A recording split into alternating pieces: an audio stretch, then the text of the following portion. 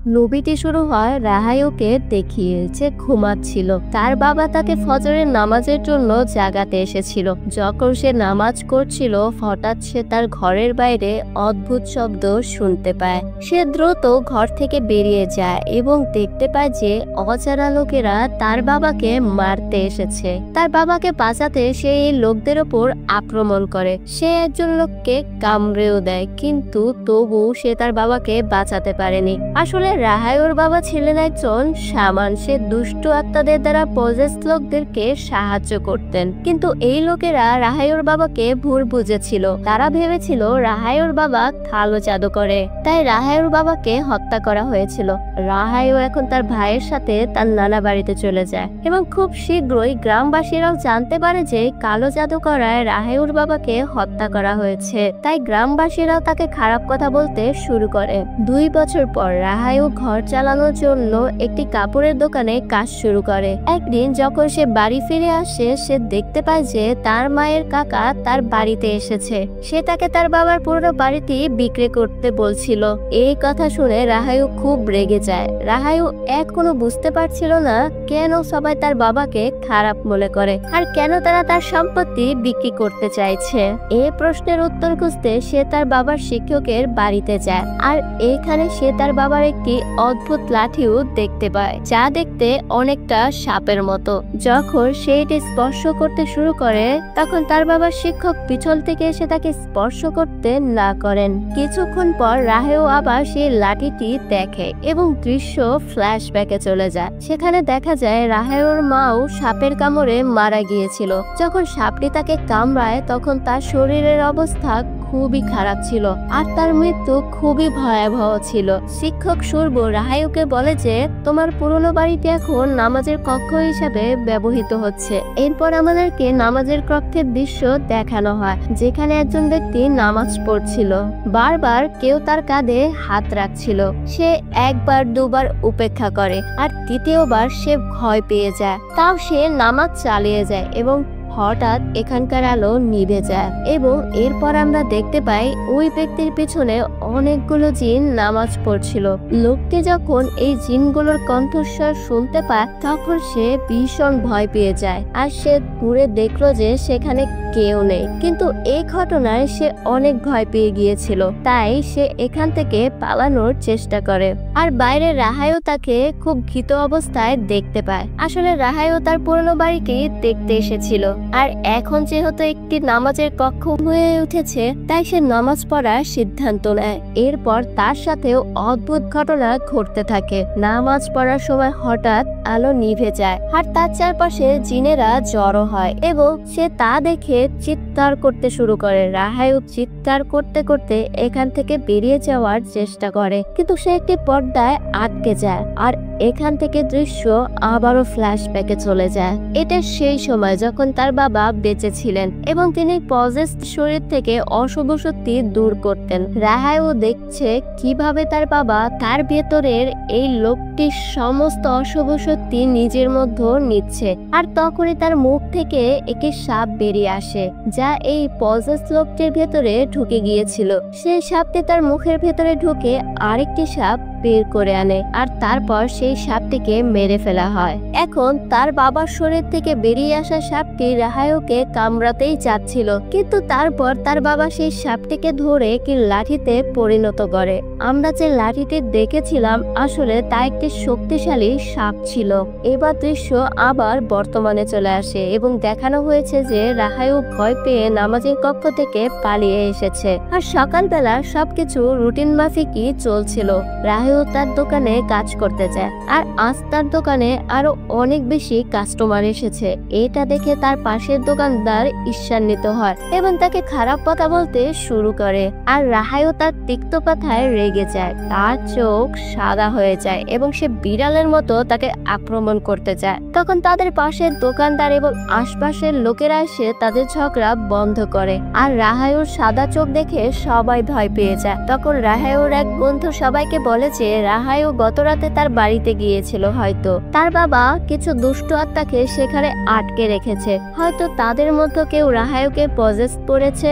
এরপর রাহায়ও বাড়িতে চলে আসে। সে বাড়িতে এসে তার মাকে তার বাবার কাজ সম্পর্কে জিজ্ঞাসা করে। তখন সে বলেছিলেন তার বাবা দুষ্ট আত্মাদের সাহায্য নিতেন, আর কাজ শেষ করার পর সে সেগুলোকে একটি ঘরে আটকে রাখত। সেই কারণে সেই ঘরটি এখন দুষ্ট আত্মাদের স্থানে পরিণত হয়েছে। সে রাহায়কে আবার সেখানে যেতে নিষেধ করে, কিন্তু রাহায়ও আবার পজেসড হয়ে যায় এবং সে আবারও সেই ঘরের সামনে গিয়ে পৌঁছায়। এখানে সে দেখতে পায় যে অন্য একজন লোক এখানে নামাজ পড়তে এসেছে। তখন রাহায়ও লক্ষ্য করে নামাজরত লোকটির পিছনে একটি বাচ্চা আছে, সে কারণে তার নামাজ পড়তে কষ্ট হচ্ছিল। এরপর সে নিজে নামাজ পড়তে আসে। যখন সে নামাজ পড়ছিল তখন সে অনেক জিনের পাক দেখতে পায়। সে ভয় পেয়ে প্রার্থনা করতে লাগে, আর তার প্রার্থনা করার কারণে কেউ যেন কষ্ট পাচ্ছিল। তখন একটি জিন তার সামনে চলে আসে। রাহায়ু ভয় পেয়ে পিছনে পড়ে যায়।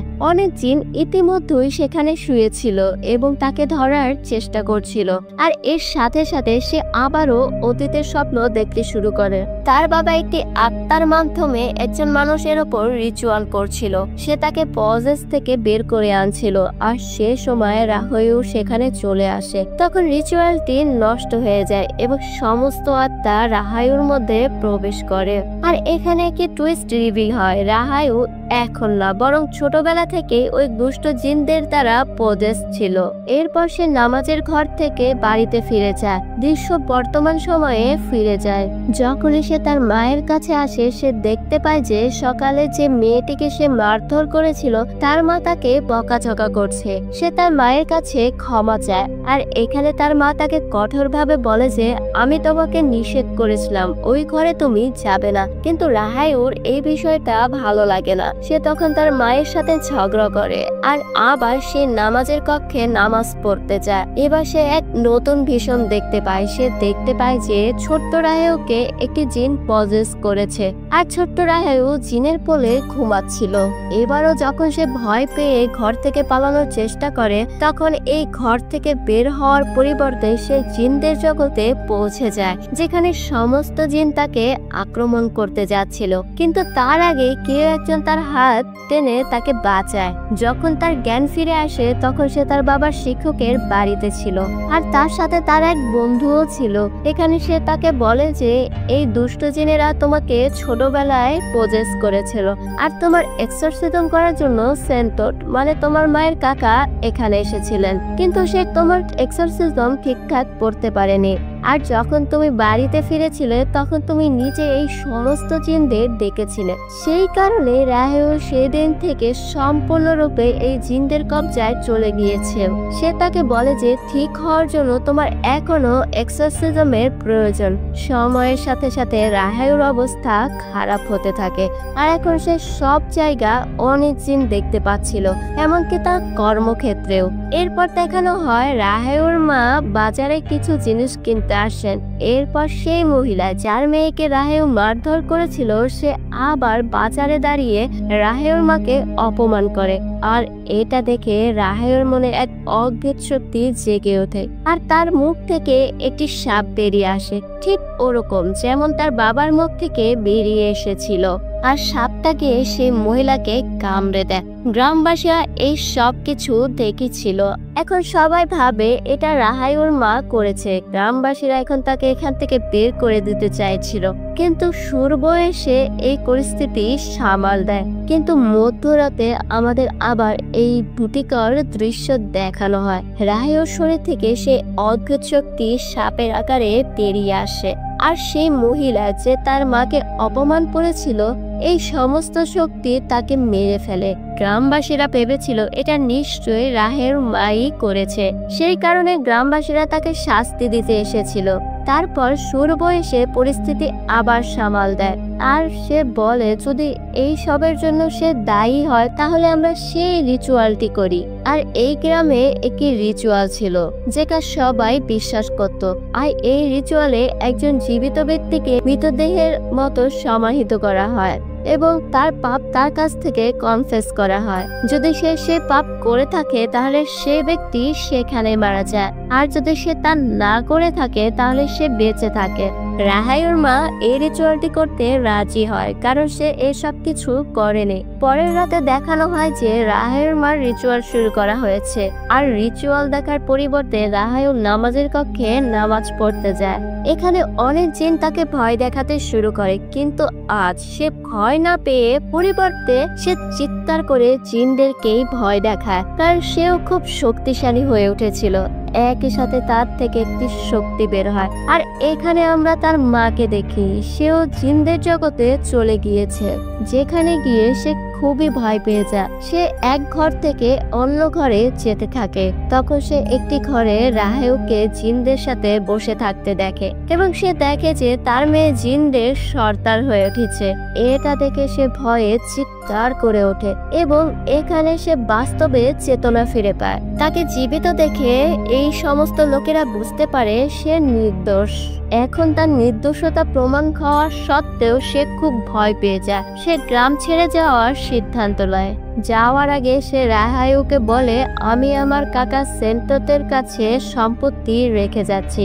সেন্টত নামটি শোনার পর রাহায়ুর আবার খুব রেগে যায়, তার চোখ অদ্ভুত হয়ে যায়। আর সে তার মাকে বলে, আমার বাবার মৃত্যুর পিছনে সেন্টত ছাড়া কেউ ছিল না। যে লোকটি আমার বাবাকে হত্যা করার চেষ্টা করেছিল আমি তাকে কামড়ে দিয়েছিলাম, আর আমার বাবার মৃত্যুর পর আমি সেই লোকটিকে সেন্টতের সাথে দেখেছিলাম, আর গ্রামবাসীদেরকেও সেই জড়ো করেছিল যাতে আমাদের বাড়ি ছেড়ে যেতে হয়। সে অদ্ভুত কণ্ঠে বলে যে সেন্টত আমার বাবাকে হত্যা করেছে। কণ্ঠস্বরটা খুবই ভয়ঙ্কর ছিল। আর এই সব বলার পর রাহায়ু অজ্ঞান হয়ে যায়। সন্ধ্যায় রাহায়ুর জ্ঞান ফিরে আসে, আর সে কাজেও যায়নি। তারপর সে কাজে চলে যায়, আর যাওয়ার পর তাকে বলা হয়েছিল দেরি করার কারণে তাকে চাকরিচ্যুত করা হয়েছে।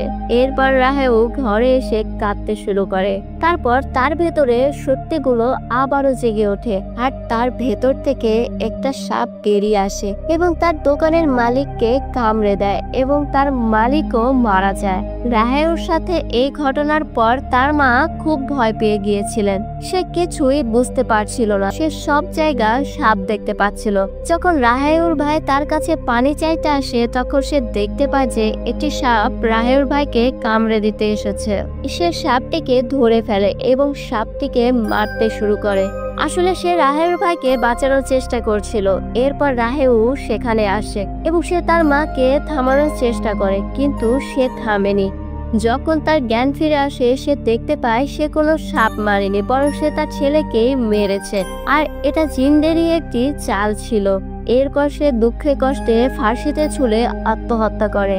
রাহায়ু এটা দেখার পর জ্ঞান হারিয়ে ফেলে, আর যখন সে জ্ঞান ফিরে পায় তখন সে তার নানার বাড়িতে ছিল। সে তাকে তার বাড়িতেই নিয়ে যাচ্ছিল। এটা দেখার পর সে আবারও অজ্ঞান হয়ে যায়। দ্বিতীয়বার যখন সে জ্ঞান ফিরে পায় তখন সে তার নানা সেন্টতের বাড়িতে ছিল। তখন সেন্টতের স্ত্রী মানে তার নানি তাকে বলে, তুমি যা ভাবছো তা ভুল। তোমার নানাকে তুমি যেমনটা ভাবছো সে মোটেও তেমন নয়। সে তোমার বাবার সম্পত্তি চায় না, আর তার এমনিতেও অনেক টাকা আছে। সে তার টাকা দিয়ে কি মন্ত্র পাঠশালা তৈরি করেছে যেখানে শিশুদের এক্সরসিজম শেখানো হয়। সে রাহায়ুকে এটাও বলে, এখানে যা কিছু ঘটেছে, তোমার বাবা, তোমার মায়ের মৃত্যু, তোমার ভাইয়ের মৃত্যু, তুমি এর জন্য নিজেকে দোষী ভেবো না, কারণ খারাপ জিনগুলো তোমাকে এটা করতে বাধ্য করেছে। রাতে তার নানি ঘরে ঘুমাতে যায়। সে স্বপ্নে রাহায়ুর ভাইকে দেখে। সে তাকে বলে রাহায়ু সে নামাজের কক্ষের সাথে সংযুক্ত, আর যদি তুমি তার জীবন বাঁচাতে চাও তাহলে তার এক্সরসিজম করো। তার এক্সরসিজমের জন্য সেই সাপের লাঠি কি দরকার। সকালে সেন্টতকে সে এই কথাটি বলে। সেন্টত সে লাঠিটি খুঁজতে খুঁজতে সে নামাজের কক্ষে যায়। সে লাঠিটি খুঁজে বের করার সময় সে অদ্ভুত কালো জাদুকরি কিছু জিনিস খুঁজে পায়, যার উপর কিছু মন্ত্র পড়ার পর সে জানতে পারে এই সব রাহায়ুর বাবার শিক্ষক সুরভু করেছে। রাহায়ুর বাবার মৃত্যুর পেছনে তারই হাত রয়েছে। সুরভু কালো জাদু করেছিল। এটা জেনে সেন্টত তাকে জিজ্ঞেস করে, তুমি এটা কেন করলে? এই কথা শুনে সুরভু বলে, রাহায়ুর বাবা সিন্ডি যখন থেকে মানুষকে সাহায্য করা শুরু করেছিল তখন মানুষ আমার কাছে আসা বন্ধ করে দিয়েছিল। এর ফলে তার সম্পত্তি বৃদ্ধি পায় আর আমার সম্পদ কমতে থাকে আর সিমরির প্রভাবও আরো বেড়ে যায়। আর আমি এটা সহ্য করতে পারছিলাম না, তাই আমি তাকে হত্যা করার পরিকল্পনা করেছিলাম। আসলে সেন্টত নয়, বরং সিমরির শিক্ষক সুরভই তার সম্পদ দখল করতে চেয়েছিল। তাই রাহায়ও যখন সুরভুর সাথে দেখা করতে এসেছিল, সুরভু ইচ্ছাকৃতভাবে তাকে নামাজের পক্ষে পাঠিয়েছিল যাতে সে জিনগুলো আবার তাকে পজেস করতে পারে। সত্য জানার পর সেন্টত লাঠি নিয়ে রাহায়ুর কাছে ফিরে আসে তার এক্সরসিজম করার জন্য।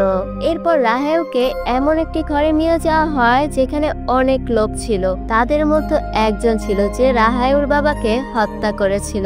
তাকে দেখে রাহায়ু খুব রেগে যায়। তার ভেতরে থাকা অশুভ শক্তি আবার তাকে নিয়ন্ত্রণ করতে শুরু করে আর তার চোখ অদ্ভুত হয়ে যায় এবং সে পাগলের মতো চিৎকার করে এবং সেন্টতকে আক্রমণ করার জন্য এগিয়ে যায়, কারণ সে ভেবেছিল যে সেন্টতই তার বাবাকে হত্যা করেছে। কিন্তু সেন্টত তাকে সত্যটা বলে, ওটা আমি নই, সুরভ তার কালো জাদু দিয়ে তার বাবাকে মেরেছে।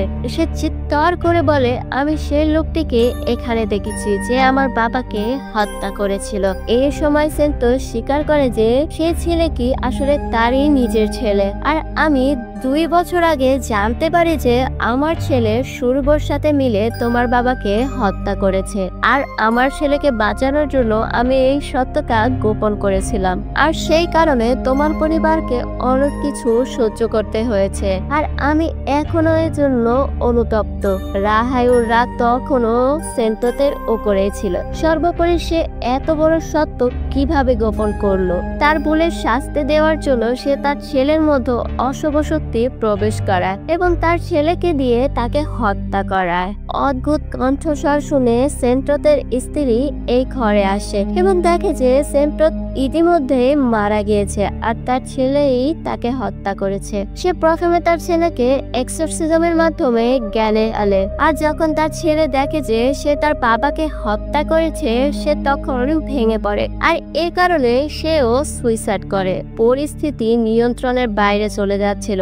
সেন্টতের স্ত্রী বুঝতে পারে পরিস্থিতি নিয়ন্ত্রণে আনতে আগে রাহায়ুর এক্সরসিজম করা প্রয়োজন। সে সমস্ত দুঃখ ভুলে গিয়ে রাহায়ুর এক্সরসিজম শুরু করে এবং তারপর তার থেকে সমস্ত অশুভ শক্তি বের করে দেয়। তার শরীর থেকে অশুভ শক্তি বের হয়ে যাওয়ার সাথে সাথে রাহায়ু সম্পূর্ণভাবে স্বাভাবিক হয়ে ওঠে এবং পরের দিন আমাদেরকে সেন্টত এবং তার ছেলের শেষকৃত্য দেখানো হয়। রাহায়ু খুবই কষ্ট পাচ্ছিল, কিন্তু এবারও সেন্টতের স্ত্রী সে খুবই ভালো মানুষ ছিলেন। তিনি খুব ভালোবাসার সাথে রাহায়ুকে বুঝিয়ে বললেন যে তুমি এই সবের জন্য দায়ী নও, এই সব কিছু ঘটেছে অশুভ শক্তির কারণে। এক্সরসিজম করে আমি তোমার শরীর থেকে ওদেরকে বের করে এনেছি আর এখন তুমি সম্পূর্ণ স্বাভাবিক। সেন্টতের স্ত্রী তাকে আরো বলেছিলেন যে যে জিন তোমাকে পজেস করেছিল তার নাম খানজাব। সে খুবই শক্তিশালী জিন। সে জিনের কিছু শক্তি সে লাঠিতেও ছিল, যার সাহায্যে রাহায়ুর এক্সরসিজম করা হয়েছিল। সেই কারণে সে লাঠিটি সে নষ্ট করে ফেলে, যাতে এখন থেকে রাহায়ু আর এই ধরনের কোনো শক্তির সাথে কোনো সম্পর্ক না থাকে। আর এখানে এই মুভিটি শেষ হয়ে যায়। আর এটাই ছিল খানজাব মুভির সম্পূর্ণ এক্সপ্লেনেশন। আশা করছি আপনাদের কাছে আমার এই ভিডিওটি ভালো লেগেছে। যদি ভালো লাগে তাহলে অবশ্যই লাইক দিবেন এবং চ্যানেলটি সাবস্ক্রাইব করে যাবেন। Thanks for watching.